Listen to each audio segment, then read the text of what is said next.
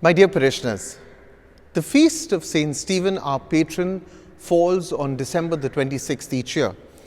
Somehow the Christmas season with its festivities overshadows this day. The day after Christmas, with its spiritual and social demands, exhausts us, and the thought of a parish feast the very next day after Christmas has been the reason why pastorally this celebration has often been postponed to a Sunday in January. Just when we thought we had the COVID virus tucked under our belt, a new variant, Omicron, took us by surprise. Mercifully, this wave was not as bad as the last one, yet we are mindful that lives were lost and we can't let our guard down. On the feast day, I want to greet each of you, our dear parishioners, online and offline.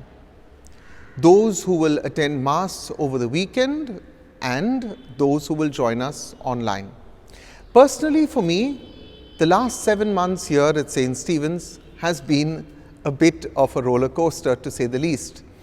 And while we would all like to wish that things are fine, they are not.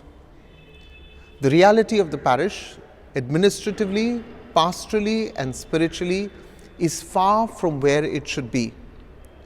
Today, I wish to speak of a few key areas of concern that we as a parish could work together. One of the saddest realities that dawned on me was that post the second wave of COVID, the attendance at weekday Mass on even the best Sunday was just 50% of the parish. This means that more than 500 parishioners continue to be absent. Now, I acknowledge that of these, many will be senior citizens and children. But the reality is that there are many able-bodied people who I am sure continue with daily work normally, who simply choose to skip Sunday Mass. You know, I have often bemoaned that parishioners seek active and lively parishes. When the laity speak of their parish as active, they usually mean that there is a lot of activity going on, and that activity is often translated as some form of entertainment.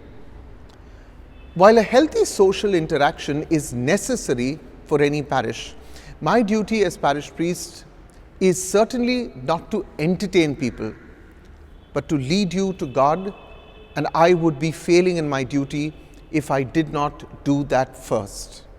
It is for this reason that I appeal to you earnestly, return to Sunday worship. Let us stop making excuses. We know that excuses abound, and we need to stop making these excuses. I have been visiting the parish and interacting with the parishioners. This week itself, I visited about 19 homes in the Tardeo area. While many Catholics in the city of Mumbai have an impression that Kambala Hill is an affluent parish, that reality is far from the truth. I have seen much poverty in the parish, and the 75 odd families that seek monthly rations accounts for about 1/5 of the parish, and also a sad reality of poverty. This means that we have to work towards ensuring that no one goes hungry or without basic medical and educational assistance.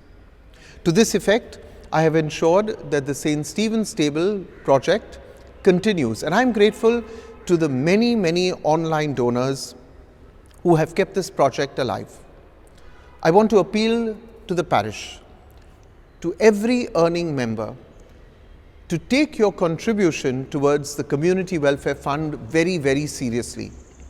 Each earning member must contribute a minimum of 1% every month to this fund, which is used to care for the poor and for community needs. Sadly, several parishioners do not contribute to this fund, and even more, several give a kind of a lump sum each month on behalf of the family. I repeat, every earning member is obliged to take a separate envelope and make your contribution. Very soon we will be giving you family cards, which I want you to fill up. It will be done in triplicate. One copy will be kept at the parish, one copy will be kept with you, and one with the community animator. And these will record whether you have received your sacraments, whether you have made your contribution. You don't have to mention the contribution on the card, but simply that you've done it. And you will have to bring it to the parish whenever there is a funeral, a marriage, you want a certificate. This would be some kind of an identity card, but it also holds all of us in a way accountable that we belong to this parish and that we contribute to the needs of our parish. Now, in the last 7 months, we have, as you might have seen, a new parish office. We have a new conference room. We have 4 toilets on the 3rd floor that were renovated. 3 classrooms for the nursery on the ground floor of the church are now being renovated. The wiring dating back to the 1970s on the 3rd, 4th and 5th floor have been replaced, and we had some near fire incidences. The fathers' rooms, which were not renovated since this building was put up, have now been renovated, most of them. And by next month, we will also begin work on the ground floor public toilets. I want to even say that the 4th floor is also being renovated. We have also changed, as you know, or rather replaced, because during the time of the repair work, several of the CCTV cameras were removed. We have now also put CCTV cameras all over the building to make this building secure. Now, I am very, very grateful for the assistance that I've received in this matter, and I want to acknowledge that this assistance came from both parishioners and from friends and our online family who have generously contributed to these projects. By and large, I have not used church money for administrative projects. So I want to make this very clear. A lot of the repair work has been done, the majority of it has been done through the funding that has come from friends, family, online parishioners and some of our parishioners. Now, if a parish has to grow, then everyone must contribute their time. A parish is like a series of concentric circles. Each one of us must find ourselves as part of one of these circles.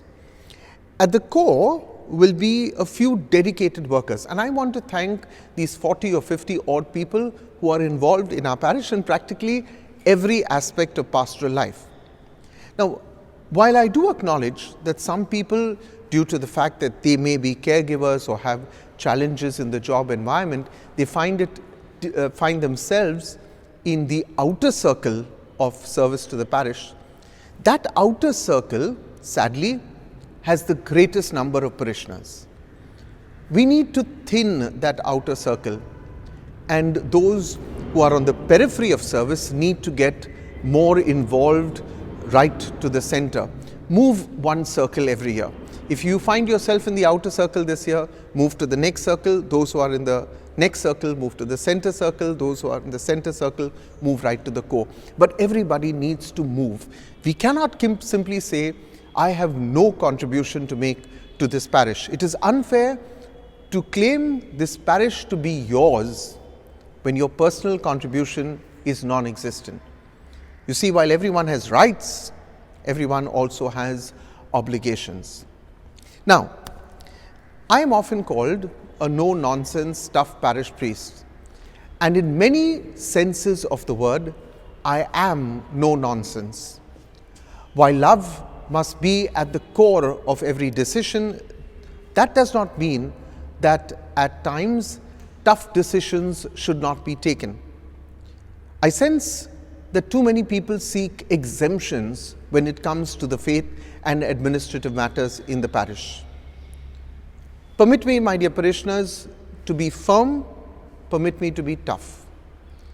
Tough enough to call out injustice. Tough enough to make course corrections in the parish. Tough enough to demand more from our laity, and tough enough to admit that we at times, we the clergy, have failed you. I want our parishioners not to seek the broad and easy way, but to walk the narrow path to Jesus, the narrow path of salvation. Fidelity bears fruit. I want to say that again. Fidelity bears fruit. And so I invite you to a new pastoral year in St. Stephen's, a year in which every parishioner becomes part of the movement. #God First. Happy Feast, everybody, and God bless you all.